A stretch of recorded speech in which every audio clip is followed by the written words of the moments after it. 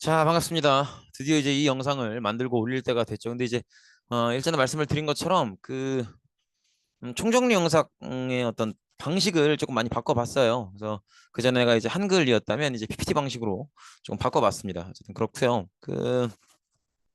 총정리 영상인데 일단 그때 그 전에도 말씀을 드렸지만 총정리 영상은 이걸로 내용 공부를 하라는 건 아니에요. 여기서는 구체적인 설명은 거의 많이 안 합니다. 후딱후딱 넘어가지. 그러니까 이제 그동안 여러분들이 내용 공부하셨던 걸 마지막으로 한번 확인을 해봐라. 이런 의미고 지금 보시는 사진들도 몇 장이냐 한 8장 되는 것 같은데 어떤 내용들인지 한번 어떤 생각들을 여기서 끌어내야 될지 한 번쯤은 이렇게 한번 보시는 것도 괜찮을 것 같아요. 어쨌든 그리고 알고 있어요. 이 지금 시험 범위가 굉장히 다른 학교들에 비해서 넓다, 많다, 뭐 이런 거 알고 있는데요. 어, 그래도 한 번 더 말씀을 드립니다. 여러분들이 중학교 3학년 때 한국사를 다 끝내놓고 가셔야 올라가셔서 편해요. 그래서 조금 힘들겠지만 이렇게 끌고 가는 거고요. 그다음에 중요한 것들 쭉쭉쭉 빼고 나면 생각보다 의외로 할만합니다. 음, 그렇게 막 이렇게 막 뭐 힘드실 수 있겠지만은 물론 알고 있어요. 여러분들 이제 다른 과목도 하고 있고 그러니까 힘들다는 거 알고 있는데 그래도 조금만 꾸준히 이렇게 시간 계획 잘 잡아서 보시면 크게 무리 없을 겁니다. 천천히 보도록 하죠. 3학년 1학기 기말고사 총정리입니다. 들어가 보도록 하죠. 일단은 시작은 고려죠, 고려. 드디어 이제 후삼국을 통일을 완성하고 거기까지가 아마 중간고사 시험 범위였었죠. 이제 고려인데요. 고려의 건국자는 왕건이죠. 그래서 왕건은 세금을 일단 감면해 주죠. 그 전에 이제 통일신라 말 진성여왕 때 워낙 세금 이런 것들이 심했기 때문에 세금을 취민유도라고 하는 건 이제 상식적인 선에서 걷겠다 이런 거죠. 그래서 세금을 많이 줄여주고요. 그다음에 요게 중요하죠. 지방호족을 퍼섭하기 위해서 결혼을 많이 했다라는 거. 그래서 결혼을 많이 하기 때문에 당연히 이제 자식들이 많고 그래서 이 자식들끼리 왕위계승 분쟁이 있을 수밖에 없다라는 걸 예고하는 내용이기도 하죠. 그렇고요. 그다음에 지방호족을 견제하기 위해서 사심관제도, 기인제도 이런 것들을 했었죠. 사심관제도는 이제 그 지역 출신으로서 공이 있어서 이제 관직을 받아서 중앙 정부에서 일을 하고 있는 사람이 그 자기 출신 지역을 책임지는. 그러니까 최초의 사심관이 김부였었죠. 김부 신라의 왕. 왕건에게 항복했었던 신라의 왕이었었는데 그 사람한테 이제 자기 출신 지역 경주에 사심관을 맡겨서 만약에 경주에서 무슨 일이 벌어지면 네 책임이다 이렇게 하는 거죠. 그게 사심관 제도고 기인 제도는 아시다시피 이제 각 지방호족의 자제들을 좋은 교육을 시켜주겠다는 명분으로 이제 수도로 끌어올리는 거죠. 실제로 좋은 교육을 시켜주기도 하는데 사실은 인질의 성격이 강하죠. 이런 게 이제 사심관 기인 제도였었고 지방호족을 견제하는 제도다 이렇게 보시면 되겠고요. 그다음에 평양을 서경으로 운영해서 고구려 영토를 회복하기 위한 북진 정책을 실시했었고요. 그리고 그거 기억하셔야죠. 나중에 나올 얘기지만 이 북진 정책을 한다는 건 사실은 거란이랑 싸운다는 거죠. 왜냐면 고려 위쪽에 있는 발해를 거란이 무너뜨렸으니까요. 이 발해와 고려는 또 형제 국가이기도 하고 같은 고구려를 계승하는. 그래서 그렇고요. 그다음에 이제 본인의 자리를 이을 여러 후대 왕들을 위해서 훈요십조라는 글을 써서 남기기도 했었죠. 그래서 여기에는 뭐 이제 불교를 중시해야 되고 그다음에 뭐 절 함부로 건드리면 안 되고 그다음에 뭐 송나라의 여러 가지 것들을 배워야겠지만 뭐 구태여 따라갈 필요는 없고 뭐 거란에 대해서는 단호하게 대처하고 이런 내용들이 들어가 있다고 하죠. 어쨌든 그렇게 보시면 되겠고 그다음에 이제 광종인데 광종은 아시다시피 왕권 강화에 미쳐 있는 사람이죠. 그럴 수밖에 없고 그리고 예전에 말씀을 드렸지만 이제 어느 건국자의 아들 정도급이나 손자급 정도에서는 그 건국 세력들에 대한 부담감을 이겨내기 위해서 왕권 강화에 굉장히 매몰될 수밖에 없다. 그런 얘기를 이미 했었죠. 광종도 마찬가지죠. 태조 왕건과 함께 이제 고려를 건국하는 작업을 했었던 그 건국 세력들이 광종한테는 부담이란 말이에요. 그러니까 이 부담을 이겨내고 왕권을 키워내기 위해서 더군다나 또 왕건이 굉장히 결혼을 많이 했었고 자식들이 많기 때문에 왕위 계승 분쟁을 여러 차례 겪어야만 됐었잖아요. 그러니까 그런 배경들이 광종이 이제 왕권 강화에 미칠 수밖에 없게 만든 그런 일들이었죠. 그래서 얘기했던 것처럼 태조 왕건의 수많은 결혼들 그 결혼으로 인한 수많은 자식들이 왕위 계승 분쟁을 심하게 만들었었고 이런 배경들이 광종이 왕권을 강화하는 데 미치도록 만들었었다라는 거죠. 정책을 보면 노비한건법 기억나시죠? 노비 명단을 쫙 검사해서 이제 불법적으로 노비가 된 사람들은 다 풀어주겠다. 이걸 통해서 이제 지방 호족들의 어떤 재산 수준을 낮춰서 지방 호족들을 약화시키는 거죠. 그다음에 과거제들 실시했었고요. 이것도 이제 과거제를 실시하는 건 자기의 새로운 세력을 만들기 위함이죠. 그다음에 관복을 제정했었고 황제를 썼었고요. 황제 칭호를 썼었고 연호를 사용했었죠. 그다음에 건국공신 호족 세력들을 숙청해서 이제 본인이 왕권을 강화하려고 하는 그런 의도를 많이 보였었다는 거고요. 그다음에 성종 때는 기억나시겠지만 최승로의 힘의 28조를 수용해서 여러 가지 제도를 마련하게 되죠. 성종이라는 왕 이름 자체가 그 나라의 어떤 제도 시스템을 완성할 때 붙여주는 이름이다라는 거 생각해 주시면 되겠죠. 그다음에 고려의 제도인데요. 별거 없죠. 중앙통치기구는 이성육부제고요. 중서문화성 상서성 그다음에 이호 예병 형공 이렇게 나와 있는데 뭐 중서문화성 상서성을 외울 필요는 없지만 이호 예병 형공은 조선시대도 똑같이 나오기 때문에 기억하셔야 돼요.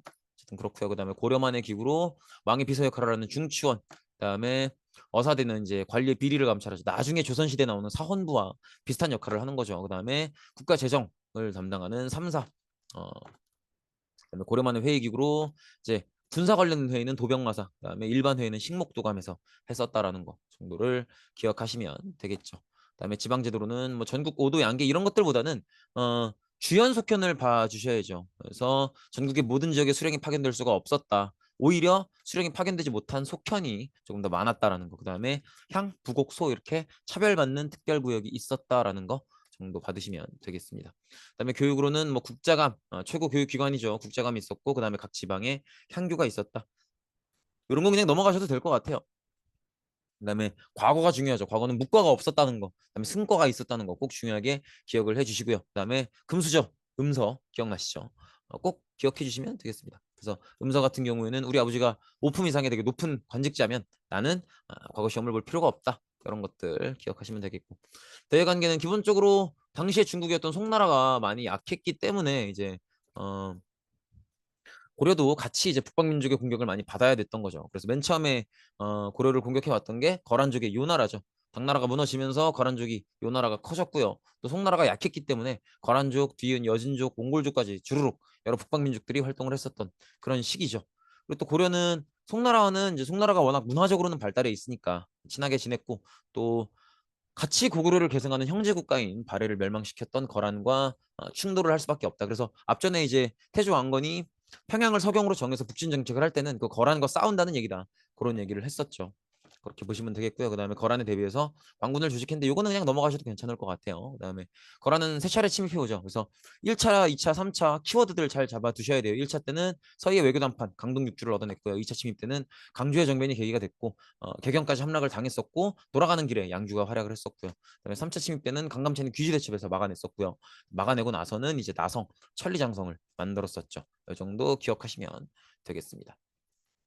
그다음에 여진족은 그 전에도 계속 이제 고려와 충돌이 있었는데 그때마다 이 고려가 번번이 졌었죠. 그래서 당시 윤관이 말을 타는 기병 중심의 변무반을 만들어야 된다라고 주장을 해서 이 주장이 받아들여져서 기병 중심의 무대인 별무반이 마련이 돼서 요 별무반을 이끌고 올라가서 여진을 정벌하게 되죠. 그래서 동북구성을 차지하게 되는데 그 이듬해에 바로 반환을 하죠. 우리한테는 별로 그렇게 쓸모가 있는 땅도 아니었고 또 여진이 워낙 달라고 찡찡거렸기 때문에 그냥 가져가라 이렇게 해서 왜냐면 우리가 이제 우리의 목적은 영토를 정복하겠다 이게 아니라 여진한테 작작 넘어와라 이렇게 경고 조치를 하는 거였었죠. 그래서 동북구성을 차지하긴 했지만 다음에 바로 돌려준다는 거. 근데 이제 송나라가 워낙 약했기 때문에 여진이 얼마 안 돼서 통일을 하고 강력해지죠. 그래서 금나라를 건국하게 되고요. 그 다음에 여기 오타가 있네요.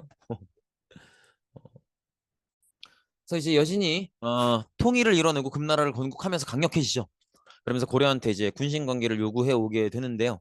요 당시의 집권자가 이자겸이었죠. 그래서 이자겸이 이를 단독적으로 수용하게 되면서 고려는 군신 관계를 받아들이게 되고 그래서 이때부터 이제 그동안 광종 때 써왔던 뭐 황제칭이라든지 이런 것들도 쓸 수 없게 되는 거죠.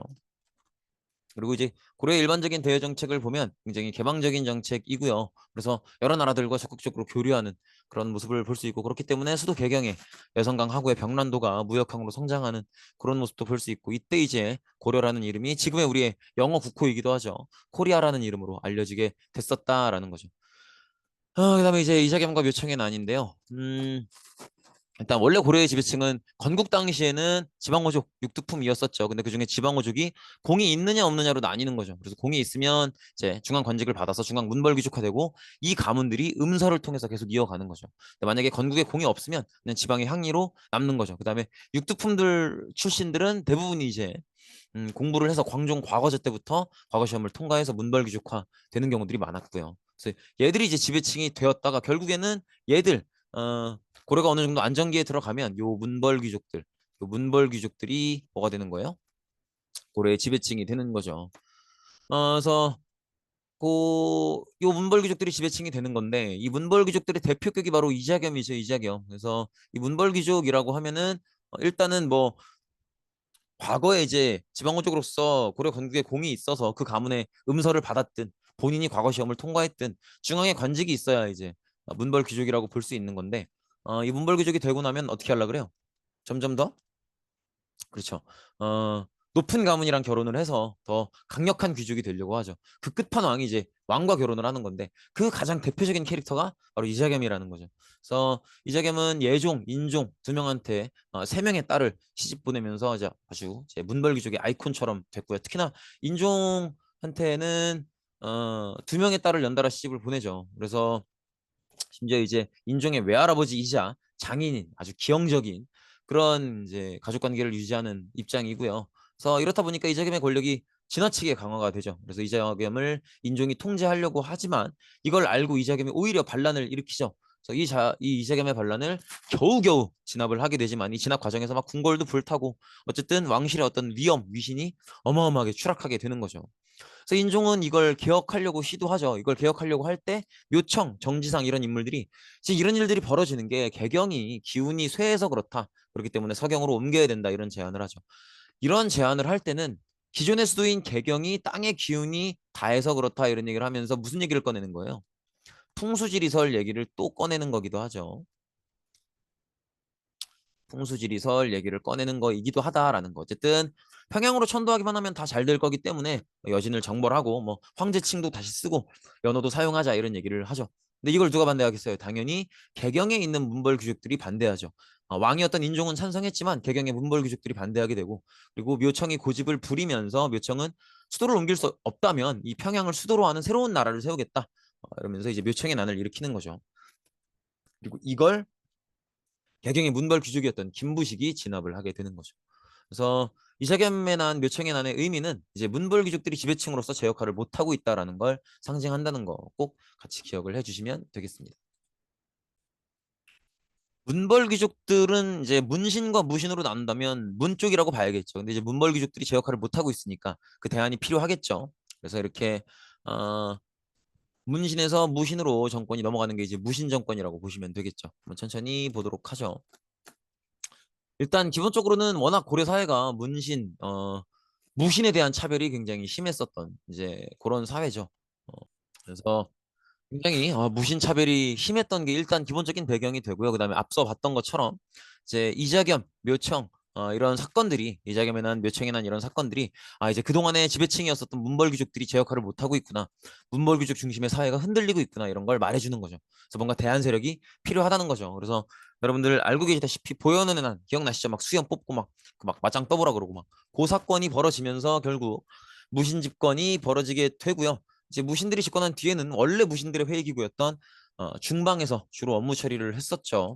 그리고 이제 최충원이 등장하면서 최씨 정권이 이제 안정화되는 건데 최충원 때 이제 교정도감을 설치하면서 자기만의 새로운 정치기구를 만들어 안정화시키는 거고요. 그다음에 이때 이제 사실은 도방이라고 하는 건 최충원의 사병 집단인데 이 도방은 최충원이 만든 건 아니고 앞전에 무신 정권이었던 경대승이 만든 걸 좀 더 키운 거죠. 어쨌든 교정도감, 도방, 그다음에 최충원이 이제 당시의 왕이었던 명종에게 봉사십초를 지어 바치죠. 이게 또 이제 무신 정권의 특징이기도 하죠. 무신들이 정권을 잡고 있고 왕은 허수아비밖에 아니지만 그래도 왕의 자리를 빼앗지는 않고 왕의 자리는 유지시킨다는 거. 그러니까 본인들의 명분을 정당화하는 거예요. 우리는 충성심이 없는 사람들이 아니다라는 걸 껍데기나마 보여주는 거죠. 어쨌든 최충원을 상징하는 키워드들 교정도감, 도방, 봉사십조 꼭 기억을 해주시고요. 그다음에 그 아들이 이제 최우죠. 최후는 인사기구였던 정방, 그다음에 문신들이 업무 보는 기관이었던 서방, 그다음에 도방보다는 조금 더 공식적인 군대 의미가 있는 국방, 삼별초 이런 기관들을 만들어 운영했었다는 거 기억하시면 되겠고요. 그다음에 이제 이 시기 땐 정치가 제대로 안 되니까 여러 가지 반란들이 많이 발생을 하죠. 근데 우리가 이 시기에는 반란이 정말 많이 발생을 하는데 우리는 유형별로 한 네 가지를 봤었죠. 근데 이 네 가지 반란을 유형별로 한 세 가지로 묶어봤던 거죠. 첫 번째 유형은 일단 기존의 문신이었는데 무신들의 집권을 반대해서 이제 문신들이 집권해야 된다라고 주장하고 이 반란을 계획했던 경우 대표적으로 서경유수였던 조이총의 난이 있죠. 그다음에 농민들이 이 무신 정권들이 정치를 똑바로 못하고 막 세금을 어마어마하게 걷어서 이상한 데다 쓰고 이러니까 농민들이 이런 생활의 어려움, 생활고로 인해서 일으킨 반란, 대표적으로 김삼이 유심의 반란이 경상도에서 있었죠. 그다음에 사실 이게 제일 중요하죠. 어, 무신 정권 담당자 중에 이의민이라는 사람이 있었죠. 이 무신 정권 집권자 중에 이의민이라는 사람이 천민 출신이었기 때문에 그 사람을 보면서 당시에 뭐 이제 노비들이나 이런 차별받는 사람들이 우리가 왜 저렇게 될 수 없느냐, 뭐 이런 우리가 이제 차별받고 이런 것들은 잘못된 거다 이런 얘기를 하면서 고려사회의 신분제를 흔들려고 하는 경우가 있었죠. 그런 경우들이 이제 크게 두 가지가 있었죠. 기억나시나요? 최충원의 산업이었었던 만적이 일으킨 만적의 난도 있고요. 그 다음에 공주 명학소에서 있었던 망이망소의 난도 있고요.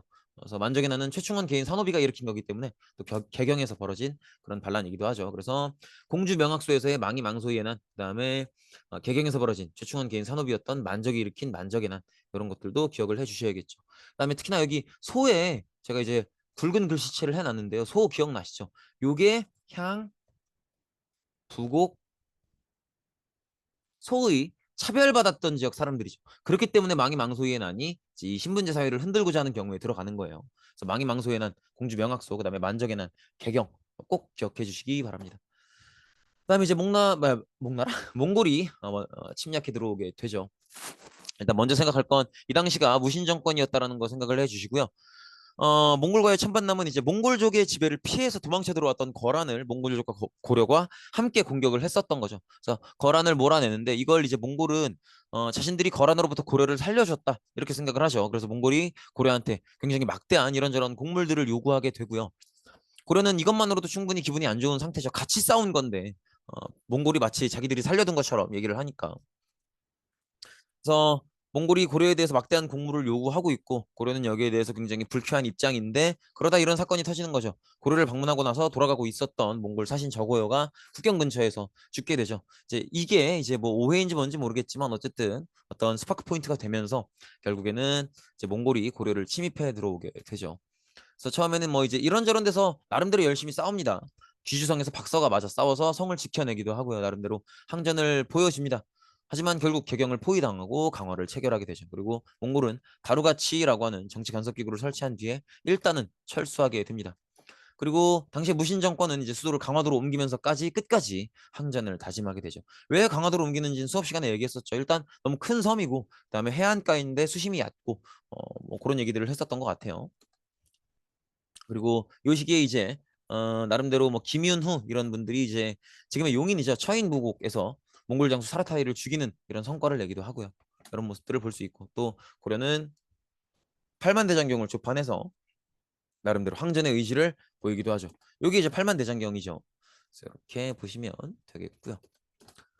그다음에 이제 몽골 항쟁 과정에서 대몽 항쟁 과정에서 있었던 피해들을 보면 당연히 뭐 많은 사람들이 죽고 끌려가고 했을 거고요. 그다음에 여러 가지 문화재들도 좀 사라지죠. 거란 때 거란을 맞아 싸울 때 만들었었던 이제 경판인 초조대장경이 이때 타서 없어지고요. 그다음에 신라 진흥왕 때 만들었었던 절이죠. 황룡사도 이때 이제 불타서 없어지고요. 어, 그리고 이제 강화도에 들어갔었던 무신 정권이 백성들한테는 뭐 산성이나 섬으로 들어가서 목숨을 걸고 끝까지 싸워라 이런 얘기를 하면서 본인들은 막상 적극적으로 싸우지 않죠. 막 거기서 파티 열고 막 그러잖아요. 그래서 이제 사람들 사이에 차라리 이런 강화도로 들어가서 싸운답시고 쳐놀고 있는 그런 무신 정권보다는 몽골에 항복하는 게 더 나을지도 모른다. 이런 주장들이 커지면서 결국에는 몽골에 항복을 하게 됩니다. 이 몽골에 항복했다라는 걸 나타내는 두 가지가 있죠. 일단 무신 정권이 망했다는 거, 그다음에 개경으로 수도를 다시 돌아갔다는 거. 수도를 돌아가는 걸 원래 수도로 돌아가는 걸 환도라고 해요. 그래서 이렇게 무신 정권이 끝나고 수도를 개경으로 옮기면서 몽골에 항복을 하게 된다. 이렇게 보시면 되겠죠. 대신에 이제 삼별초는 끝까지 개경으로 돌아가는 거에 반대하고 마지막까지 항전을 해서 섬으로 옮겨 다니게 되죠. 그래서 뭐 처음에 강화도에서 시작을 해서 진도, 제주도 이런 식으로 옮겨가는 모습을 볼 수 있죠. 어, 그리고 이제 반원자주화 정책이 시작된다는 건 뭐예요? 원이 약해지고 있다는 거죠. 그래서 어, 잠시만요.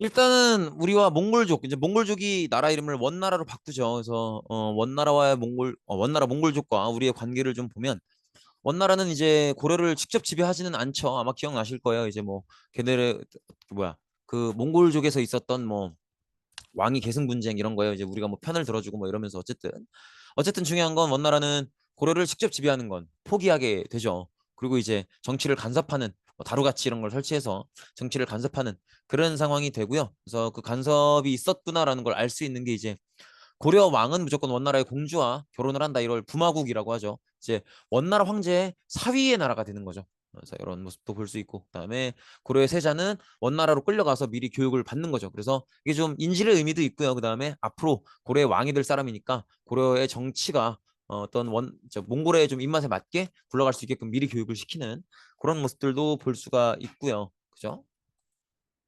그리고 이런 모습들도 볼 수가 있죠. 왕실의 호칭이 이제 폐하에서 전하로 좀 격화가 되고요. 그다음에 여러 관청들이 축소가 됐었고요. 그다음에 고려 왕의 칭호 앞에 원래는 무슨 조 무슨 종 이렇게 끝났잖아요. 근데 이제 고려 왕 칭호 앞에 충자, 충성할 충자가 붙게 되고요. 그다음에 일본을 정벌하기 위한 기구인 정동행성을 설치해서 일본 정벌은 시도했다가 실패하죠. 하지만 이 기구가 그대로 남아서 고려의 정치를 간섭하게 되죠. 그다음에 쌍성총관부, 탐라총관부, 동령부 이런 데를 설치해서 직접 지배하려고 하죠. 근데 이거는 뭐 지도로 알아두시고 막 그럴 필요까지는 없을 것 같아요. 대충 보시면, 어, 대충 이렇게 보시면 우리나라가 이렇게 있으면 탐라총관부는 아시다시피 제주도고요. 그다음에 동령부는 여기 서경, 평양을 얘기해요. 그다음에 쌍성총관부는 여기 이 지역을 얘기하는 건데 사실 여러분들이 중요하게 알아두셔야 될 건 쌍성총관부 하나입니다. 나중에 이제 공민왕 때 직접 군사를 몰고 끌고 가서 빼앗아 오죠. 어쨌든 그렇고요. 그다음에 이 시기에 지배층하면 이제 권문세족이죠. 주로 이제 당연히 원나라한테 잘 보여서 지배층이 된 그러니까 이른바 이렇게 약간 친일파 같은 느낌이죠. 그래서 친원파고 이 사람들은 유학 공부를 해서 과거 시험을 합격한 사람들이 아니기 때문에 주로 이제 음서 출신으로 이어가죠. 그다음에 이 사람들이 이제 권력자가 되면서 토지를 독점하고 그렇게 보면 이제 고려의 네 번째 지배층이라고 볼 수 있는 거예요. 고려 건국 초기에는 지방 호족들, 그다음에 두 번째로는 이제 과거 시험 생기고 나서 문벌 귀족들, 그다음에 이제 문벌 귀족들 이자계 면한 묘청의 난으로 흔들리고 나서 무신 정권 때 무신들, 그다음에 이제 원간섭기의 권문세족들인 거죠. 그렇게 그래서 한 번씩 순서를 정리해 두시는 것도 괜찮아요. 이것 때문에 한번 영상도 올려드렸었죠. 음, 고려 초에는 저기 누구야? 지방 호족에서 그다음에 문벌 귀족,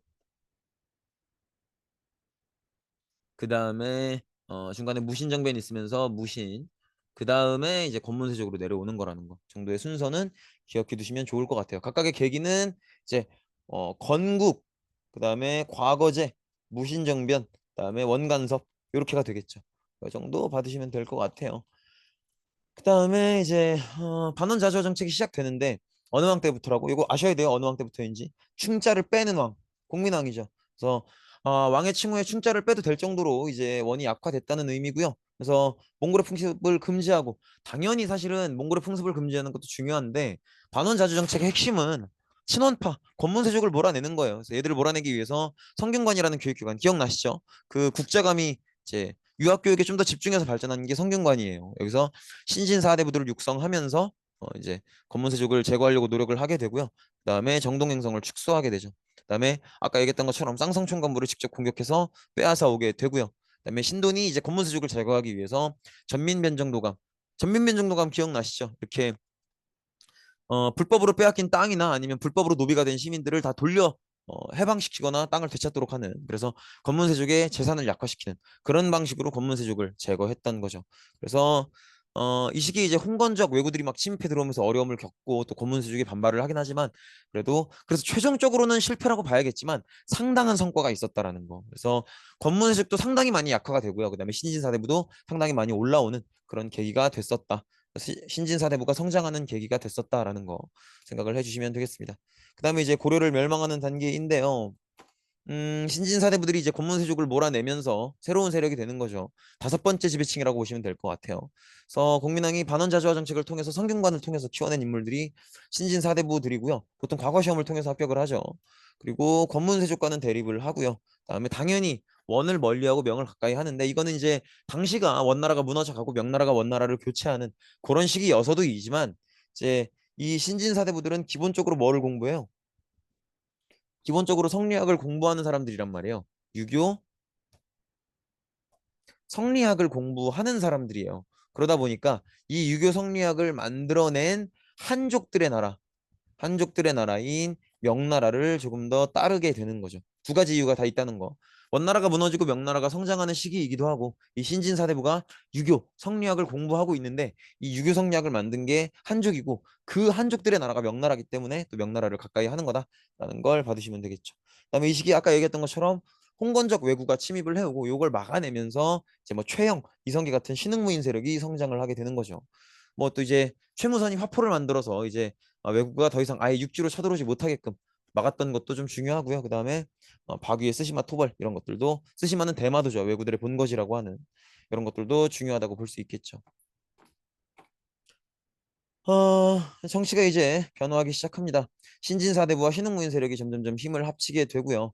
그다음에 요 시기에 이제 명이 원나라를 몰아내면서 원나라가 직접 지배한다고 하는 땅이었던 천령이 여기가 바로 쌍성 총관부죠. 이 천령이가 바로 어, 쌍성 총관부인데 근데 우리 입장에서는 공민왕 때 우리 힘으로 얻어낸 땅인데 명나라가 자기들이 원나라를 밀어냈다는 이유고 그다음에 명나라가 이제 이렇게 명나라가 원나라를 자기들이 몰아냈고 쌍성총관부는 원나라가 지배하던 땅이니 그 땅을 내어놔라 이렇게 얘기를 하고 있는 거고 우리 입장에서는 우리가 국민당 때 직접 우리 힘으로 쌍성총관부를 되찾았기 때문에 돌려줄 수가 없는 입장이고 이런 상황이었던 거죠. 그래서 이때 이제 우왕이랑 최영이 쌍성총관부를 돌려주는 건 당연히 안 되고 그건 당연히 안 되는 거고 우리가 이제 생긴 지 얼마 안 된 나라인 명나라한테 뭔가 본때를 보여주기 위해서 오히려 우리가 반대로 요동을 정벌해야 된다 이런 얘기를 하게 되죠. 여기가 이제 이 노란색 요 부분이 쌍성 총관부고요.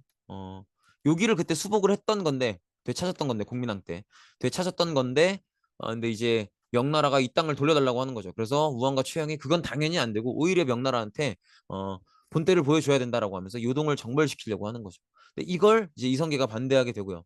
하지만 상급자였던 최영이 강행을 명령하면서 이성계는 결국 길을 떠나다가 도저히 상태가 아닌 것 같으니까 압록강의 위화도에서 회군을 하게 되는 거죠. 그래서 이거 회군한다는 건 사실은 이건 뭐예요? 반역이죠, 반역.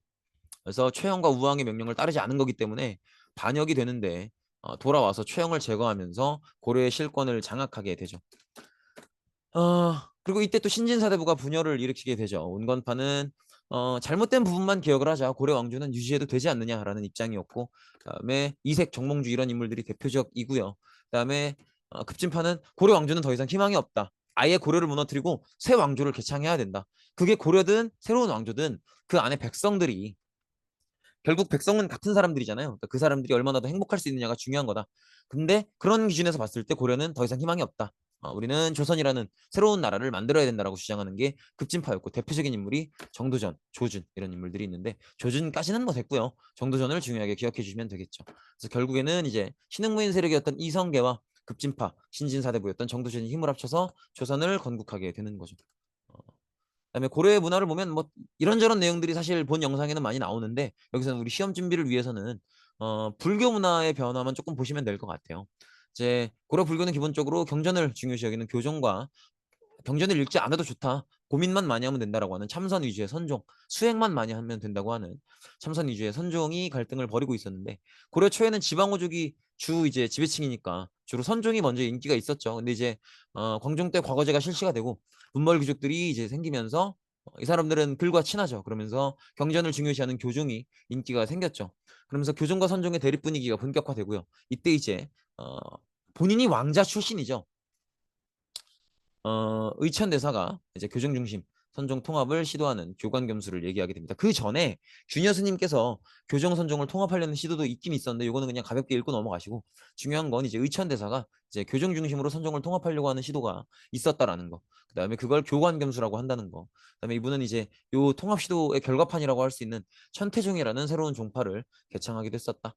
그다음에 이제 무신 정권 이후에는 무신들 중심으로 선종이 인기가 있게 되고요. 이 무신들의 지원을 받았던 진울수님께서 당시에 이제 선종이 인기가 있게 되면서 선종 중심으로 교종을 통합하려는 시도를 했었고 그때 주장했던 게 도노점수, 정예쌍수 이런 것들을 강조하게 되죠. 그리고 당시에 많이 세속화됐었던 불교의 개혁운동, 수선사 결사운동을 진행하게 된다는 것 정도를 알아두시면 되겠습니다. 네, 그렇고요. 그리고 이제 조선이 건국이 됐기 때문에 조선에 대한 이야기를 해야겠죠. 기억하시다시피 건국자는 신흥무인 세력 이성계고요. 사실 그 디자이너는 급진파 신진사대부 정도전이었다. 그렇게 보시면 되겠고, 그다음에 마지막 걸림돌이었던 온건파 신진사대부의 대표격이었던 정몽주를 이성계의 아들 이방원이 제거하게 되고요. 그리고 건국을 하게 되는데 나라 이름은 조선이고요. 수도는 지금의 서울이죠. 한양이고요. 그리고 통치념은 성리학이 됩니다. 백성을 근본으로 하고 있죠. 태조 이성계는 대체로 정도전의 의견을 따라서 국가를 정비했었고요. 정도전은 정치는 재상 중심으로 이루어져야 된다 이런 얘기를 했었죠. 이걸 반대했던 게 이제 다음 왕을 이어갈 거라고 생각했었던 이방원이었었죠.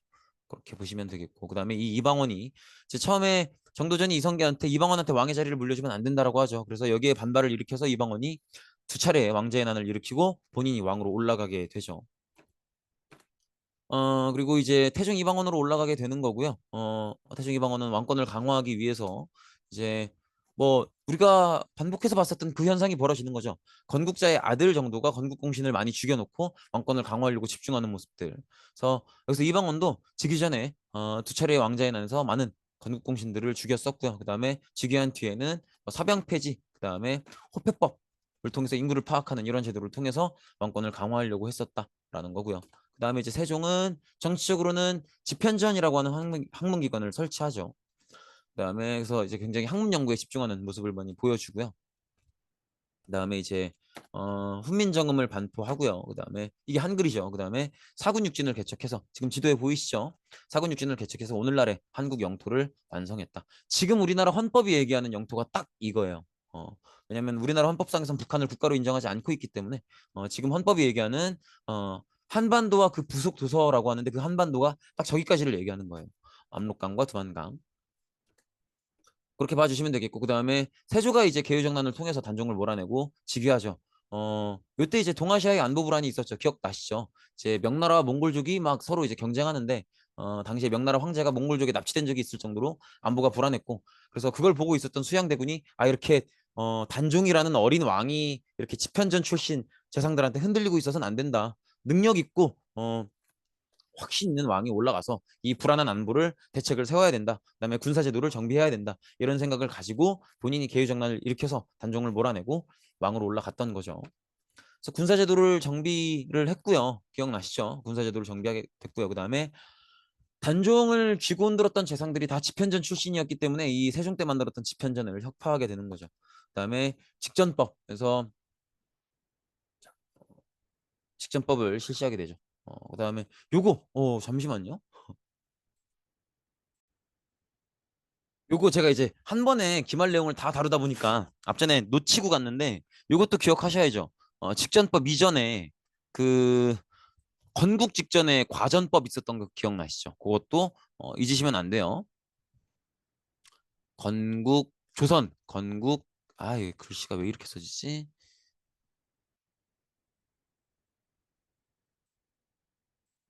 어,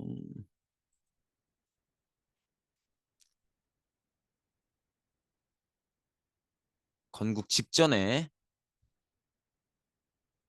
과전법 또 기억을 하셔야 돼요. 근데 이 과전법이 이제 건국 세력들 급진파 신진 사대부들한테 땅을 나눠주는 제도인데, 근데 그때는 이제 그 급진파 신진 사대부 땅을 받는 사람들의 아내나 자식들한테 물려주는 땅도 많았었죠. 근데 그때는 이제 그렇게 물려주는 땅이 많다 보니까 그 땅이 계속 쌓일 거 아니에요. 그러면 새롭게 과거에 합격하는 사람들한테 줄 땅이 없다는 거죠. 그래서 이제부터는 세조 때부터는 직전법을 실시해서 그렇게 물려주는 땅은 더 이상 주지 않겠다라고 하는 게 직전법인데, 사실 여기에는 세조의 집권을 인정하는 사람한테만 이 땅을 주겠다라고 하는 정치적 의도도 들어가 있다는 거 꼭 기억을 해주시고요. 그다음에 이때 이제 경국대전이 편찬되기 시작하죠. 그다음에 이 경국대전이 성종 때 완성이 되죠. 그렇고요. 그다음에 세조 때 개유정난에 공이 있었던 신하들이 이 신하들이 훈구파로 형성이 되는데, 이 훈구파들이 사실 성종한테는 불편한 존재들이죠. 그래서 성종은 이 세조의 개유정난 때 공신들로 형성된 훈구파를 견제하기 위해서 사림을 등용하기 시작했다는 거. 사림들은 이제 막 등용이 된 거기 때문에 이제 짬밥이나 직급이 낮죠. 그래서 이걸 도와주고 또 훈구를 견제할 수 있도록 하기 위해서 가장 강력한 기관이었었던 주로 3사의 사원부, 사관원, 홍문관 여기에 주로 배치를 한다는 거 꼭 기억을 해 주시고요. 어쨌든 성종 때 경국대전이 완성되면서 이때 조선 제도가 완성이 된다는 거 꼭 기억을 해 주시면 되겠습니다. 그다음에 외교는 명예대에서는 이제 형님 대접을 해주는 4대를 하고요. 그다음에 일본, 여진 이런 나라들에 대해서는 가장 일반적인 외교 정책이죠. 교린 정책. 걔들이 잘하면 우리도 잘해주고, 걔들이 뭔가 문제를 일으키면 우리가 응징을 하고, 이런 외교 정책인 교린 정책을 했었다라는 거 기억하시면 되겠고요. 그다음에 조선의 제도를 보시면 최고결정기구는 의정부라고 하죠. 그 안에 이제 영의정, 좌의정, 우의정, 삼정승이 있고요. 여기서 최종 결정을 내리고 그다음에 왕이 허락하면 하는 거고 아니면 마는 거고 이렇게 되는 거죠. 그다음에 이 의정부의 결정을 시행하기 위한 기구가 6조죠, 6조.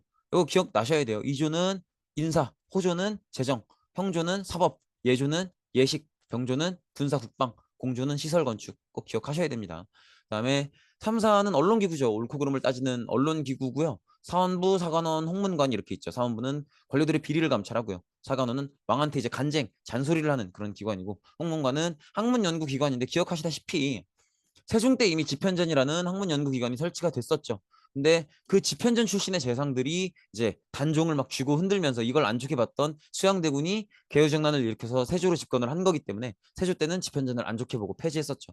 하지만 시간이 흐르고 보니 결국 뭐예요? 그렇죠. 학문 연구 기관은 필요하다는 거죠. 그래서 성종 때 홍문관을 설치하게 되는 거죠. 그다음에 뭐 기타 왕의 비서기관인 승정원에서 이제 승정원 일지를 작성했었고요. 그다음에 영모 같은 국가 중대 범죄를 처리하는 의금부도 있었고요. 그다음에 최고 수준의 유학 교육기관이었던 성균관이 이미 이제 고려 말 때부터 있었죠.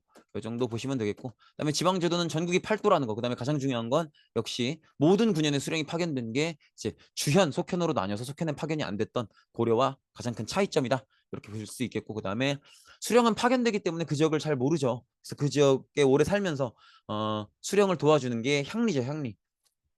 향리고 그다음에 유향소가 이걸 견제하죠. 유향소 기억나시죠? 똑똑한 꼰대들. 그래서 은퇴한 관료들이 모여 있는 곳이 유향소죠. 유향소가 향리를 견제한다.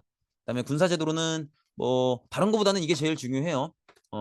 뭐 천민 양반은 부담이 면제되고 이런 것 부담도 이제 세조 때 군사제도를 정비한다는 거 꼭 기억을 해 두셔야 됩니다.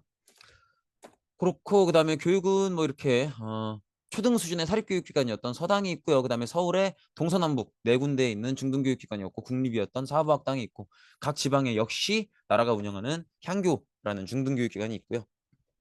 그다음에 최고 수준의 유학교육기관으로서 국립기관인 성균관이 있고요. 그다음에 각 지방에 중등 플러스 과거 준비까지 가능한 서원이 사립교육기관으로 있게 되죠. 그다음에 과거 시험은 고려와 달리 무과가 생겼고 승과가 없어졌다는 게 가장 중요한 내용이라고 보시면 되겠습니다. 그다음에 음서는 있긴 하지만 거의 적용이 안 된다는 거 보시면 되겠고요. 그다음에 이제 본격적인 정치 내용을 볼 텐데 일단 우리가 앞서서 봤던 것처럼 세조의 계유정난을 계기로 공신 집단인 훈구가 형성이 되죠. 그리고 이 훈구 집단을 성종은 조금 부담스럽게 여겼기 때문에 이 훈구를 견제하기 위해서 이제 사림을 적극 등용해서 주로 사원부, 사관원, 홍문관 3사에 배치를 하게 되죠. 이때부터 훈구와 사림이 갈등을 일으키게 되지만 성종 때는 그래도 성종이 어떤 갈등 조정 능력, 위기 관리 능력이 있었기 때문에 큰 문제는 없었다. 근데 문제가 생기는 건 아무 능력이 없었던 연산군 때부터라는 거죠. 연산군 때부터 시작해서 무오, 갑자, 기묘, 을사사화 네 번이 터지게 되고 무오사와 갑자사화와 기묘사와 을사사화 사이에 즉 갑자사화와 기묘사화 사이에 중종반정이 있다는 것도 잊으시면 안 됩니다. 그래서 무오사화는 연산군 시기에 김종직이라는 살인이 조의제문이라는 글을 쓰고 이걸 훈구가 이제 저건 저격글이다 이렇게 지적을 하면서 이제 무오사화가 벌어졌었고요. 그다음에 갑자사화는 연산군 시기에 연산군 어머니 패비윤 씨가 예전에 이제 궁으로부터 쫓겨나고 죽임을 당했을 때 그때 관련된 사람들을 이때 와서 모두 처벌하는 그런 사건이었고요. 이 사건은 이제 훈구와 살인이 모두 당했다는 특징이 있죠. 그리고 연산군 시기에 이렇게 두 번의 사화가 연달아 벌어지는 걸 보면서 아 연산군이 정말 정치적 능력이 부족하구나라는 걸 알 수 있죠. 그다음에 연산군이 정치를 엉망진창으로 하니까 막 흥청 이런 거 기억나실 거예요. 연산군이 정치를 엉망으로 하니까 훈구가 결국에는 연산군을 몰아내고 중종을 왕위로 올리죠. 그게 중종 반정이고요. 그다음에 중종은 훈구가 부담스러웠기 때문에 사림을 적극적으로 등용을 하죠. 그 대표 인물이 조광조였고요. 그다음에 이 조광조가 자기를 되게 빠르게 승진을 시켜주고 하니까 아 나보고 훈구를 견제하라는 거구나라고 하면서 사림의 숫자를 늘리기 위해서 현량과를 실시하고요. 그다음에 좀 더 공격적으로 훈구들 중에서 혹시 그 공이 뻥인 불화인 사람도 있지 않겠느냐. 그런 사람은 이 공로를 삭제해야 되는 거 아니냐라고 하는 미운 삭제를 일으키게 되는데 이게 훈구는 당연한 거고 중종까지도 불편하게 만들죠. 그래서 중종은 조광조에 대한 마음이 바뀌는 거죠. 훈구를 견제하기 위해서 일부러 조광조를 등용했지만 조광조가 위훈 삭제라는 지나치게 위험한 카드를 꺼내 들면서 중종도 저건 오바다라고 생각해서 조광조를 불편하게 여기게 되고요. 그래서 주초위왕 사건을 통해서 이렇게 주초위왕 기억나시죠? 나뭇잎에 이렇게 한자 써져 있는 거. 주초라는 글자를 합치면 조가 되죠. 그래서 조위왕, 조가 왕이 되는 거다. 뭐 이런 이제 반역 사건을 조작함으로써 이제 조광조를 훈구가 몰아내게 되고 그 과정을 이제 중종이 좀 묵인해 주는 거죠. 그런 과정이 있었고요. 그다음에 을사사화는 기억나실 거예요. 단순히 왕위 계승 분쟁인데 이때 훈구와 사림이 모두 당했다는 게 특징이라면 특징인 그런 사건입니다. 그렇게 보시면 되겠고 어쨌든 훈구와 사림 경쟁 끝에 사림이 4번이나 공격을 당하지만 그렇지만 결국 이기는 건 끊임없이 생산될 수 있는 사림이라는 거죠. 훈구는 공이 있어야 훈구가 되는 거기 때문에 끊임없이 생산이 안 되죠. 근데 사림은 이제 과거만 합격하면 되기 때문에 끊임없이 사림이 이제 계속 공급이 되고요. 그래서 결국 사림이 이기게 되고 사림이 정권을 장악한 뒤로는 이주전랑이란 자리를 두고 사림들끼리 누구는 동인, 누구는 서인 이런 식으로 붕당으로 나뉘어서 이제 서로 갈등을 하게 되죠. 붕당이라고 하는 건 학문이나 정치적 의견이 같은 사람들끼리 같이 다니면서 형성하는 무리가 붕당이죠. 붕당. 이주전랑은 기억나시죠? 이조가 뭐 하는데요? 인사업무 보는 곳이잖아요. 이 이조에 있었던 관직인데 어떤 역할이에요? 사원부, 사관원, 홍문관 이런 굉장히 누구나 가고 싶어하는 그런 자리에 어느 사람을 추천할지 그 추천권을 가지고 있는 그래서 이조의 여러 관직들 중에서도 가장 중요한 자리 중에 하나가 바로 이 이주전랑인데 누구를 이주전랑에 앉힐 것이냐 이걸 놓고 이제 붕당으로 나눠지게 된 거죠. 사림이 이겼던 이유는 아까 얘기했던 것처럼 향약이나 서원을 통해서 끊임없이 사림들이 보충된다는 건데 서원 같은 경우엔 이제 여기서 공부해서 과거 시험을 합격하는 그런 지방 사립 유교 교육기관이고요. 존경받는 유학자들을 제사 지내는 제사 기능도 있고요. 그다음에 향약은 이제 향촌 즉 지방 마을의 자치 규약 우리 이 정도는 우리 마을에서 지키자 뭐 어른 지나가면 인사드리고 서로 힘들 땐 도와주고 근데 이런 규약들을 살인들이 중심이 돼서 만든다는 거죠. 그래서 그렇다고 하는 건 이 규약을 누군가 어기면 거기에 대해서 막 가르쳐주고 뭐 이렇게 벌도 세우고 하는 것도 살인이라는 거예요. 그래서 이제 이 살인들이 이렇게 동네 어른 대접을 받으면서 이런 규약도 만들고 했기 때문에 지방을 장악하고 있는 건 살인이라는 거죠. 그래서 살인들이 서원을 통해서 끊임없이 공부하고 과거 시험에 합격하고 향약을 통해서 지방을 장악함으로써 끊임없이 재생산, 재공급될 수 있었기 때문에 훈구를 몰아낼 수 있었다라는 걸 기억해 두시면 될 것 같습니다. 그다음에 세종의 조선 전기 과학은 사실은 뭐 훈민정음 반포 자체가 워낙에 과학적인 업적이죠. 그리고 영상을 2개를 다 올려드렸었는데 그거는 이제 보시면 좋을 것 같아요. 근데 이제 시험에 나오는 것만 좀 정리를 해드리면 천문학 관련해서는 이건 세종 때 업적은 아니지만 천상열차 분야지도 영상 보신 분들은 기억나실 겁니다. 고구려 때 만들었다고 하는 별자리 지도를 바탕으로 해서 태조 이성계 때 만든 별자리 지도고요. 그다음에 해식의 앙부일구, 그다음에 물식의 자경루, 그다음에 한양을 기준으로 계산한 달력인 칠정산 그런 것들. 그다음에 농업에 있어서는 이제 농업에 있어서는 비 내리는 게 중요하잖아요. 그래서 비가 내리는 걸 측정하고 기록하는 치국이. 그다음에 강우량이 이제 비가 내리는 양을 얘기하죠. 그다음에 조선 농민들, 조선에 좀 나이 많은 농민들의 농업 경험을 직접 듣고 우리 한반도 현실에 맞게 농서를 작성했었던 그 농서가 바로 농사식설이죠. 농서라고 하는 건 이제 농업을 잘 하기 위해서 여러 가지 내용들을 담은 책을 얘기하죠. 어쨌든 천상열차 분야지도, 앙부일구, 자경루, 칠정산, 치국이, 농사직설 이런 것들 잘 기억해 두시기 바랍니다. 그렇고요. 그다음에 이제 임진왜란인데요. 임진왜란도 사실은 큰 틀에서 보면 뭐 내용이 엄청나게 많고 그런 거는 아니에요. 뭐 봅시다. 천천히 보도록 하죠. 여기서 말하는 성웅은 당연히 조선 전체예요. 이순신이라고 오해하지 마세요. 그러니까 이순신 장군도 당연히 성웅이죠. 성웅인데 이순신 장군뿐만이 아니라 전 국민이 함께 싸웠기 때문에 너무 어쨌든 그렇고요. 어, 배경을 보면 일단 도요토미 히데요시가 일본을 통일했고요. 일본은 이미 서양 뭐 네덜란드나 포르투갈 이런 나라들이랑 교류를 하면서 조총이라고 하는 신식 무기를 가지고 있는 상황이었죠. 조총하면 사정거리가 멀고 뭐 재장전 속도가 빠르고 이런 것들 기억나실 거예요. 어쨌든 조선은 이제 굉장히 오랜 평화로 군사력이 약화되어 있는 상황이고 또 사림들이 집권한 뒤로 이제 동인 서인 이런 붕당으로 정권이 분열되어 있었기 때문에 이런 위기 상황에 대해서 빠르게 신속하게 어떤 의사 결정이 이루어지지 못하는 그런 상황이었죠. 그래서 이런 배경에서 일본이 침략을 해오게 되고요. 일본은 이제 한반도 육지 중에서 일본과 가장 가까운 지역인 부산으로 들어오게 되고요. 그래서 빠른 속도로 부산을 함락하게 됩니다. 그리고 빠른 속도로 거의 2주 만에 올라와서 충주성을 함락하게 되는데 이제 조선 정부 입장에서는 충주성이 뚫리면 한양이 이제 뚫리는 거다 이렇게 판단을 했기 때문에 충주성을 최종 방어선으로 보고 이제 충주성에 거의 조선의 주력 부대를 다 보내죠. 그리고 그 주력 부대를 지휘한 게 신립장군이었죠. 근데 신립장군이 이 충주성의 탄금대에서 패배하게 되면서 충주성이 뚫리게 되고요. 그리고 이걸 듣자마자 선조는 지휘 체계를 유지하기 위해서 의주로 피난을 가는 건데 그때도 말씀을 드렸지만 이걸 무조건 선조를 욕할 게 아니라 어느 면에서는 선조가 영리했다고 봐야 돼요. 왜냐면 어느 나라나 다른 나라를 침략하는 군 부대는 보급선 문제를 고민할 수밖에 없어요. 어, 요거는 예전에 우리 고구려 배울 때 수나라 당나라가 우리나라를 쳐들어왔을 때도 그 문제를 고민을 했었고요. 그다음에 지금 벌어지고 있는 전쟁인 러시아가 우크라이나를 공격하는 이때 러시아도 우크라이나를 공격할 때 보급 문제를 고민을 했단 말이에요. 다 그래요, 다.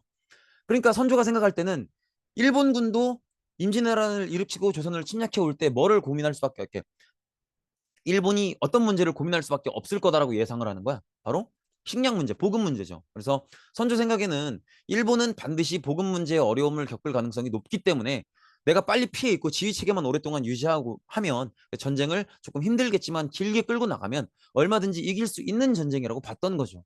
그래서 이렇게 일찍 도망가는 면도 있다는 거. 그래서 무조건 욕할 것만 아니라는 거 생각을 해주시면 되겠습니다. 그래서 보시다시피 굉장히 이제 빠른 속도로 일본이 이제 충주를 뚫고 한강까지 올라오게 되고요. 선조는 조금 야비해 보이지만 나름대로의 이유가 있었기 때문에 이렇게 쭉 도망가 버리는 그런 방법을 택하게 되죠. 근데 이런 것도 생각을 해볼 만해요. 아까 얘기했던 것처럼 선조는 어쨌든 쭉 피해 가서 전쟁을 오랜 기간 이끌어 가는 걸로 결정을 내렸고 어, 이걸 통해서 일본의 보급 문제를 어렵도록 곤란하도록 유도해 nem으로써 어쨌든 전쟁을 피해는 컸지만 이겼잖아요. 근데 인조는 뭉개고 있다가 남한선성이 고립되면서 항복할 수밖에 없었죠. 그런 것들도 한 번쯤은 생각해 볼 만한 비교 포인트라는 거죠. 어쨌든 그렇고요. 그다음에 역시 우리들의 성웅 이순신 장군이죠. 이순신은 그냥 이제 장군님이다 뭐 이렇게 생각하시기보다는 그냥 벽이라고 생각하시면 돼요. 한반도를 둘러싸고 있는 거대한 한반도의 바닷가에 외계인이 설치한 거대한 벽이다. 이렇게 생각하시면 그냥 공부하실 때 그렇게 생각하는 게 편해요. 그리고 솔직히 사람 같지도 않잖아. 그렇게 단 한 번도 패배하지 않는 건 말도 안 되는 거예요. 그래서 이렇게 신께서 이름 모를 신께서 이순신이라는 이름의 바다에 거대한 벽을 설치하신 거다. 그렇게 생각하시는 게 오히려 마음 편합니다. 어쨌든 그래서 이 벽이 보여준 두 개의 효과는 첫 번째로는 아까 얘기했던 것처럼 선주의 예상대로 그다음에 왜군의 보급로를 차단했다는 거. 여기서부터 왜군은 뭐가 문제가 되는 거예요? 식량이죠. 배가 고파지기 시작하는 거죠. 더구나 왜군이 그나마라도 조금 이렇게 한반도 안에서 보급이 끊긴 상황이라면 이순신 벽 때문에 보급이 끊긴 상황이라면 한반도 안에서 구해야 될 거 아니에요. 근데 한반도 안에서 안정적으로 구하려면 곡창지대인 지금의 전라도 지방 호남을 먹어야 되는데 이 호남도 이순신한테 막혔다는 거죠. 그래서 이렇게 어떻게 보면 이순신은 이순신의 가장 큰 업적은 왜군을 굶긴 거예요. 굶긴 거. 이렇게 보시면 되겠고 그 다음에 의병들이 각 지역에서 활약. 의병은 주로 어떤 지역에서 활약해요? 사람이 있는 지역이면 다. 그죠? 그래서 왜군의 진격 속도를 늦추는 거죠. 그러면 왜군은 어느 지역에서 진격 속도가 늦어지는 거예요? 다. 그죠? 한강 먹은 뒤로는 계속 늦어진다고 보시면 돼요. 그렇게 보시면 되겠고 그래서 의병은 기억나시죠? 정식 병사는 아니지만 일반인들이 자기 마을을 지키기 위해서 하는 거기 때문에 큰 타격을 줄 수는 없지만 귀찮게 함으로써 진격 속도를 늦출 수 있다. 이런 거 기억나실 거예요. 그다음에 명나라가 다음 전쟁터가 자신들이 되지 않도록 하기 위해서 최선을 다해서 막 엄청나게 지원을 해서 도와주죠. 그래서 이걸 바탕으로 조선이 좀 반격을 할 수 있었고요. 그래서 명나라의 지원으로 평양성을 탈환하게 되고 이게 이제 반격의 시작이죠. 평양성을 탈환한 게 반격의 시작입니다. 반격의 시작. 그러니까 이렇게 보시면 돼요. 이순신이 반격의 토대를 마련한 거야. 그래서 이순신이 벽을 세워서 이 들어와 있는 왜군들을 고립시키고 굶긴 다음에 반격의 토대를 마련하고 그 다음에 이제 조선이 반격을 시작하는 거죠. 명나라의 도움을 어깨에 이제 딱 쓰고 그다음에 이제 진주성에서 김시민 장군이 방어를 성공하면서 역시도 같은 의미죠. 호남의 곡창지대를 방어했고요. 그다음에 권율이 행주대첩에서 이김으로써 한양을 탈환할 수 있는 계기를 마련하게 되는 거죠. 그래서 그렇게 보시면 되겠고요. 그래서 이렇게 패배해 나가는 일본이 휴전을 제의하게 되는데 도요토미 히데요시는 이제 본국에 있으면서 일본에 있으면서 전쟁이 어떻게 돌아가는지 잘 모르죠. 그렇기 때문에 좀 무리한 요구를 하게 되죠. 그래서 이 도요토미 히데요시의 요구가 너무 무리했었기 때문에 뭐 무슨 막 뭐 명나라의 공주를 달라 막 뭐 충청도 전라도 경상도를 다 달라 막 개소리를 하죠. 그러면서 이제 결국엔 이 휴전 회담은 깨지고요. 그다음에 다시 정유재란이 벌어지고 일본이 다시 침략해 오는데 그때는 이제 조선도 충분히 준비가 되어 있는 상황이기 때문에 잘 격퇴를 하게 되고요. 마지막으로 도망가고 있는 일본군을 노량해전에서 이제 이순신이 이제 공격해서 큰 타격을 주는데 이때 전투 자체는 이기지만 이순신은 사망을 하게 되죠. 그리고 이제 같은 시기에 도요토미 히데요시가 죽음으로써 일본군은 철수하게 됩니다. 그런 생각이 들어요. 둘이 비슷한 시기에 죽는 걸 보면 도요토미 히데요시라는 어떤 그 대응을 위해서 신께서 이순신을 보내주신 게 아닌가 그런 생각이 듭니다. 가끔 혼자 그런 생각도 해요. 어, 아니다. 아닙니다. 어쨌든 그렇고요. 그다음에 이제 임진왜란의 피해를 보면 어쨌든 전쟁이 길게 있었던 거니까 당연히 인구 감소가 제일 심하죠. 그다음에 국토가 황폐화됐고요. 뭐 오랫동안 농사를 못 지니까 땅이 관리가 될 리가 없죠. 그래서 농사 지을 사람도 없고 농사 지을 땅도 엉망이고 이러면서 세금을 낼 수 없게 되면서 국가 정부의 재정이 위기가 찾아오는 거죠. 그리고 또 이때 이제 막 노비 문서가 불탄다든지 아니면 노비이지만 이제 전쟁에 공이 있는 경우에는 풀어준다든지 하는 식으로 이제 신분 제도가 흔들리게 되고요. 그다음에 정치 체제도 의정부에서 비변사 중심으로 넘어가게 되죠. 비변사는 기억나시죠? 이제 국방 문제가 있을 때 임시 회의 기구였는데 전쟁이 길어지면서 비변사가 아예 중심이 돼버린 거죠. 그리고 이 비변사는 나중에 이제 정묘호란 병자호란이 길게 또 이어지면서 아예 비변사 중심으로 이제 고정화돼 버리죠. 일본은 뭐 도요토미 히데요시가 죽고 나서 도쿠가와 이에야스가 집권을 하는데 도쿠가와 이에야스는 이제 조선의 포로를 반환하면서 관계를 회복하게 되죠. 그래서 이제 조선에서는 조선통신사라는 사절을 보내면서 관계를 회복했었다. 근데 이 부분은 그냥 가볍게 8번은 가볍게 읽고 넘어가시면 될 것 같아요. 그렇고요. 이제 명나라는 중요하죠. 명나라는 우리 조선을 무리하게 지원을 해줬기 때문에 굉장히 이제 위기에 빠졌고요. 약해진 거죠. 그래서 명나라가 약해지면 누가 이제 세지겠어요? 북방민족. 그때 북방민족은 여진족이었죠. 여진족이 강해지면서 후금을 건국하고 명과 대립하게 되고요. 그다음에 이제 당시에 이제 선조의 아들로서 정식 왕비의 아들은 아니지만 선조의 아들로서 임진왜란을 함께 대응했었던 그래서 선조가 의주에서 총지휘를 한다면 광해군이 현장 대응을 했었죠. 그래서 이 광해군이 그 업적을 인정받아서 정식 왕비의 아들은 아니지만 세자가 되고 또 즉위를 하게 되는데요. 어, 광해군이 해결해야 됐던 문제들은 많죠. 일단은 임진왜란의 피해를 복구를 해야 되죠. 그래서 뭐 토지대장 호적 이런 문서도 정비하고요. 성곽도 수리하고 국방력도 강화하고. 근데 이런 것들은 그냥 상식적인 내용이잖아요. 그냥 읽고 넘어가시면 돼요. 이제 중요한 건 요거.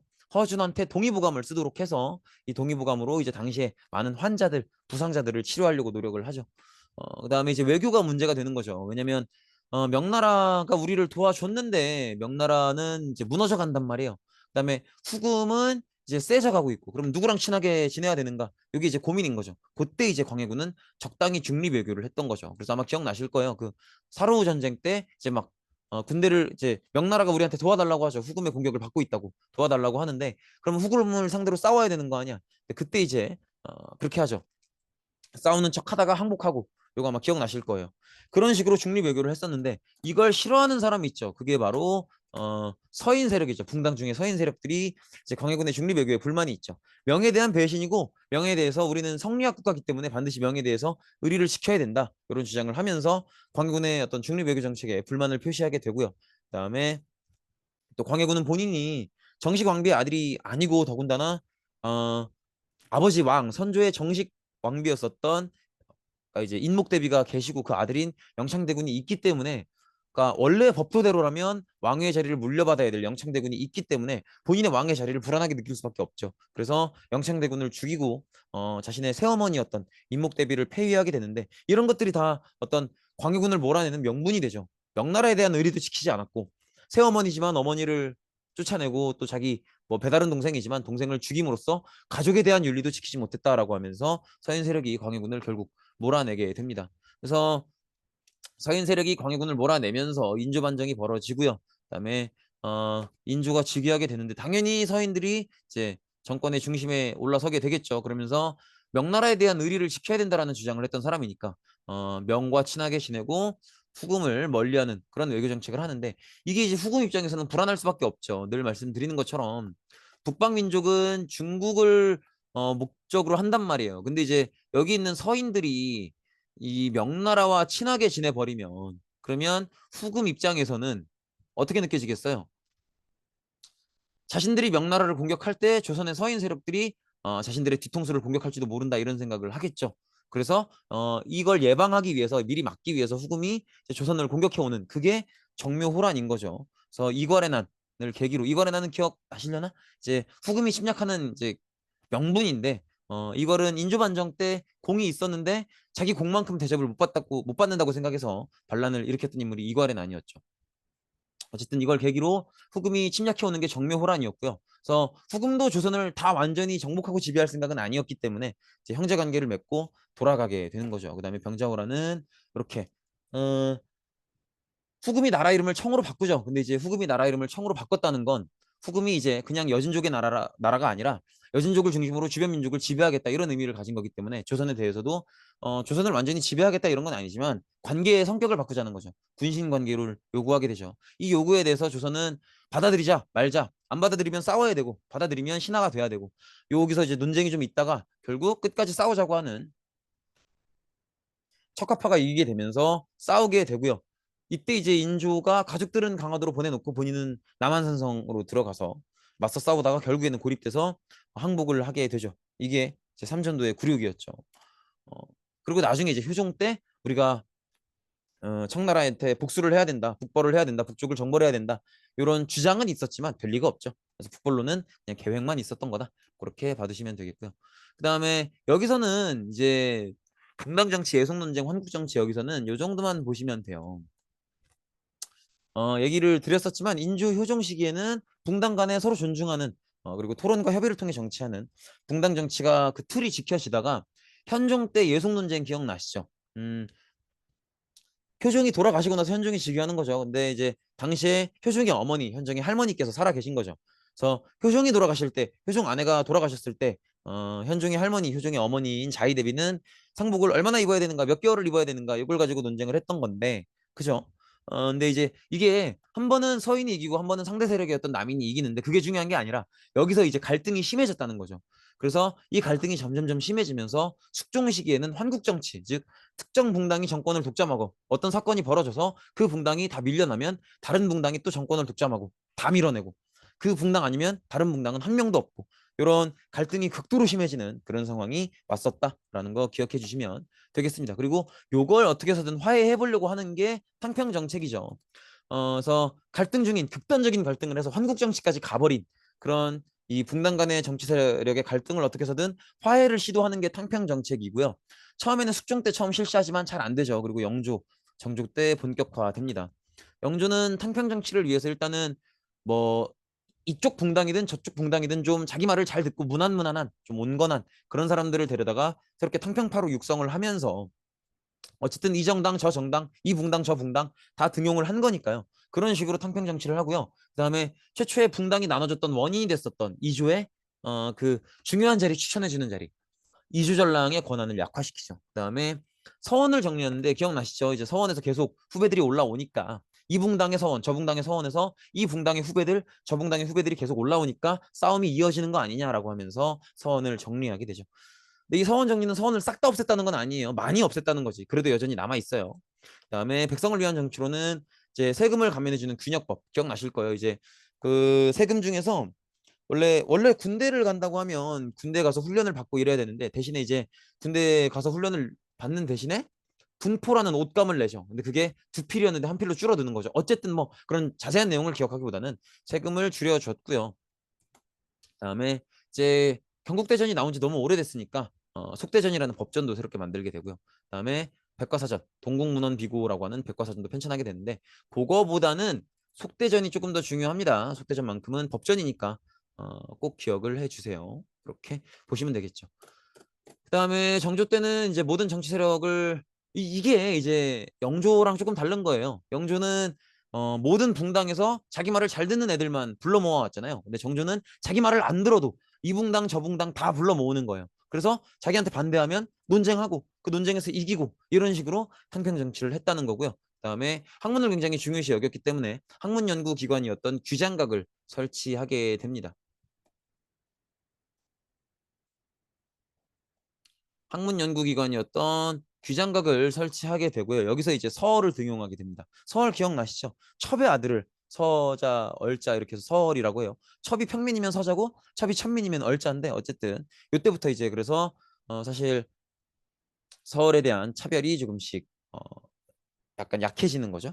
이런 모습들을 볼 수 있고요. 그 다음에 자신의 권력을 강화하기 위해서 왕의 친위 부대인 장용영을 설치하게 되고요. 수원에 화성을 설치하게 되는데요. 장약용의 거중기라는 도구를 이용해서 설치하게 되는데 수원화성의 진짜 중요한 점은 여기서 이제 상업을 강조했다는 거예요. 그래서 수도를 옮기는 건 아니지만 완전히 새로운 신도시를 건설함으로써 이제는 농업만으로 되는 시대가 아니고 상업을 발전시켜야 된다라는 왕의 의지를 잘 보여준 게 수원화성의 설치다. 이렇게 보시면 될 것 같아요. 그 다음에 상업활동을 자유화했고요. 노비처우를 개선했다. 이런 것들은 그냥 가볍게 보시면 넘어가실 수 있을 것 같습니다. 그 다음에 법전이었던 대전통편을 편찬했다는 거 정도 봐두시면 되겠습니다. 법전들 기억나시죠? 세조 때 만들기 시작해서 성종 때 완성한 게 경국대전이고요. 그 다음에 영조 때 속대전이 있고요. 그 다음에 정조 때 대전 통편이 있죠. 이렇게 기억해 주시면 되겠죠. 그 다음에 이제 사회 변화인데요. 사회 변화는 별거 없어요. 일단 임진왜란 이후로 이제 끊임없이 복구를 노력하면서 이제 모내기법 기억나시죠? 화분에 이제 벽실을 심어서 싹을 틔운 다음에 이제 논에다가 옮겨 심는 그런 모내기법 같은 새로운 농법이 발전하면서 농업의 생산량이 대폭 늘고요. 그다음에 특히 이제 광작이 가능해지죠. 굉장히 넓은 땅을 농사 지을 수 있는 그런 것들이 가능해지면서 농업이 많이 발전을 하고요. 그다음에 특히나 임진왜란, 정묘란, 병자호란 거치면서 많은 새로운 작물들이 유입이 많이 돼요. 그러면서 이때 이제 내가 먹기 위한 농산물이 아니라 시장에 내다 팔기 위한 상품 작물이 재배하게 되면서 농업, 상업 이런 것들이 다 발전을 하게 되고요. 그다음에 대동법은 그동안은 특산물, 정부에서 필요한 특산물들을 다 세금으로 받았단 말이에요. 그 지역에서는 뭐 내고 이 지역에서는 뭐 내고 이런 식으로. 근데 요거를 이제 공인이라는 상인을 이용해서 정부가 돈을 공인한테 주면 공인이 그 돈을 가지고 정부가 필요한 특산물을 사오게 만드는 그런 식으로 해서 이제 대동법을 실시했기 때문에 굉장히 이제 일반 백성들은 특산물을 특산물대로 세금으로 내는 게 아니라 이제 자기가 땅 가지고 있는 땅을 기준으로 그만큼에 맞는 이제 곡물이나 화폐로 내게 되고 정부는 이 곡물이나 화폐를 받아서 공인이라고 하는 정부 상인한테 줘서 정부가 필요한 물건을 사오게 만드는 그래서 공인이라고 하는 대규모 상인을 활동하게 함으로써 상업이 발전하는 거죠. 그래서 상업이 크게 발전하게 되고요. 백성 간의 빈부격차가 좀 심해지기도 하죠. 그리고 신분구조는 양반층이 나눠지죠. 한국 정치가 반복이 되면서 막 쫓겨나는 양반이 생기고 망하는 양반이 생기기도 하고요. 그다음에 양반 수가 늘어나죠. 뭐 이제 수업 시간에 들어서 기억나실 거예요. 뭐 공명첩, 족보 이런 것들이 생기면서 공명첩은 뭐예요? 이제 관직을 주겠다라고 하는 명령서인데 근데 이제 거기다 이름을 비워놓죠. 그래서 이걸 돈 받고 파는 거죠. 이런 식으로 공명첩을 구매해서 과거 시험에 합격하지 않고도 양반이 되기도 하고요. 족보를 위조하기도 하고요. 이런 식으로 평민이 양반이 되는 경우들이 많았고 그다음에 노비의 수는 줄어들죠. 그래서 노비가 전쟁에서 만약에 공이 있었다든지 예전에 뭐 임진왜란 병자호란 이때 전쟁에서 공이 있었다든지 아니면 정부한테 거대한 돈을 주고 풀려났다든지 아예 도망을 가버렸다든지 이런 식으로 노비 수가 줄어든다는 거죠. 그래서 전반적으로 평민의 수는 양반으로 올라가는 만큼 노비에서 올라오기 때문에 큰 변화는 없지만 양반의 수는 늘어나고 그다음에 노비의 수는 감소하는 그래서 전체적으로 기존의 조선의 신분 수가 양반, 평민, 노비 이런 식이었다면 점점점 이런 식으로 바뀌어가는 거죠. 그래서 양반은 점점점 많아지고 노비는 점점점 줄어드는 그런 형태로 바뀌게 된다. 이렇게 보시면 되겠죠. 그래서 사실 정부 입장에서는 노비를 최대한 해방을 시켜야 평민으로 만들어 놔야 평민으로서 세금을 거둘 수가 있는 거기 때문에 정부가 오히려 나서서 노비들에 대한 해방 정책을 펼쳤었다. 이렇게 보시면 되겠고요. 그다음에 이런 식으로 상업이 발달하고 신분제가 흔들리고 이런 것들은 기존의 성리학으로 설명이 안 된단 말이에요. 그러니까 이런 현상을 설명할 수 있는 새로운 학문이 필요하죠. 그게 바로 우리가 앞서서 봤었던 실학이라는 거죠. 그래서 실학이 발전되게 되는데요. 어, 당시에 이제 실학이 발전될 수 있었던 배경도 보면 청나라에서의 고증학, 그다음에 서양의 과학기술. 청나라의 고증학은 뭐예요? 우리 사실 작년에 배운 거긴 한데 청나라가 서양 문물을 받아들이면서 학문 발전에 있어서 어떤 증명 과정이 되게 중요한 거구나. 확실하고 실질적인 증거가 중요한 거구나라는 걸 생각하게 되죠. 그다음에 서양의 과학기술은 당연히 그렇게 실증적으로 발달을 해왔고 실제 증거를 가지고 학문을 발달시키는 걸 실증적 학문이라고 해요. 그래서 이런 것들의 영향을 받으면서 우리나라에서도 이제 실학이 발전을 하게 되는 거죠. 둘로 나뉘는데 중농학파, 중상학파 이렇게 나뉘게 되죠. 그래서 이렇게 중농학파는 기본적으로 이제 농민들이 빈부격차가 생기면서 이제 자기 땅이 없이 땅을 빌려서 농사 짓는 사람들이 많아지죠. 그래서 이 문제에 대한 해결책을 내놓기 위해서 고민을 했던 건데, 어, 이 여기서 이제 뭐 유영호는 이제 신분 격차에 따라서 땅을 나눠주자 이런 얘기를 했었고, 이익은 한전론이라고 해서 땅을 거래할 수는 있대. 최소한의 한 가정의 경제가 유지되기 위한 최소한의 땅은 영업전으로 정해두고 이것만큼은 못 팔게 하자. 이런 얘기를 했었고, 그다음에 정약용은 여전론이라고 해서 마을 단위로 토지를 공동으로 운영하고 세금도 같이 내자. 이런 얘기를 했었는데, 뭐 이런 이름들을 하나하나 다 외워달라고 하는 건 아니에요. 그냥 이렇게 어쨌든 새로운 학문에 대한 고민이 있었고, 또 소작농들이 많아지고 이제 자기 땅 없이 땅을 빌려짓는 농민들이 많아진다는 거에 대한 해결을 위한 고민들이 있었다라는 것 정도만 생각해 주시면 되겠고요. 중상학파는 역시 상업이 발달해 나가는 과정에서 어떻게 하면 상업을 발달시킬 것인가를 고민했던 거죠. 그래서 유소원은 직업평등을 얘기했었고, 홍대영은 문벌의 폐지, 즉 특정 어떤 양반 가문이 정권을 독점한다든지 이런 것들을 반대했던 거죠. 그다음에 중화주의는 이제 너무 중국을 중심으로 세계를 이해하는 이런 인식을 깨자라는 거였었고요. 그다음에 박지원은 이제 수레와 선박을 이용하자. 이거는 이제 물자의 이동을 많이 적극적으로 늘려야 된다는 거예요. 그래서 박지원이 썼던 글을 보면 이제 뭐 산간지방에 사는 사람은 바다에서 나는 물건을 전혀 모른다. 그러니까 이런 것들은 수레와 선박을 발달시켜서 어, 각 전국 각지에 있는 사람들이 다양한 물건들을 마주할 수 있도록, 그래서 물자 유통이 좀 더 활발히 이루어질 수 있도록 해야 된다라는 얘기를 하는 거죠. 그래서 수레와 선박을 이용해서 상업을 발달시켜야 된다 이런 얘기를 했었고, 또 상업의 발달을 위해서 화폐도 적극적으로 이용을 해야 된다 이런 얘기를 했었던 거죠. 그다음에 박재관은 또 무조건 아끼기만 할 게 아니라 적극적으로 필요한 물건이 있으면 사고 소비를 통해서 경제를 활성화시켜야 된다 이런 얘기를 했었던 거죠. 이렇게 다양한 주장들을 하기는 하지만 결국 사실은 학문적인 주장일 뿐이지 실제로 정치에 어떤 힘이 있는 실학자들이 별로 없기 때문에 국가 정책에는 반영되지 못했다는 거. 그다음에 특징이 있다면 청나라의 고증학 영향을 받고 있기 때문에 이제 북쪽에서 배워오는 사람들이다라고 해서 북학파라고, 북학파? 북학파라고 불리기도 했었던 그런 모습도 볼 수 있죠. 그다음에 세도 정치는 아주 간단해요. 정조가 결국 죽을 거 아닙니까? 근데 정조가 이제 자기의 능력과 힘으로 이제 어떤 붕당 간의 갈등을 눌러왔었잖아요. 그걸 탕평정치라고 하죠. 근데 이제 정조가 개인 능력으로 눌러온 거기 때문에 정조가 죽고 나면 그 눌러왔던 게 풀리겠죠. 그리고 이제 그 뒤에 선조가 굉장히 어린 나이에 즉위를 하면서 더 이상 탕평정치가 유지되지 않는 거죠. 그러면서 이제 세도 정치가 시작되는 건데, 세도 정치는 이제 붕당도 아니야. 왕실이랑 결혼한 외척 가문, 그 가문이 정권을 완전히 독점해버리는 그런 정치를 세도 정치라고 해요. 그래서 이때부터 이제 정치가 완전 개판이 되는 거죠.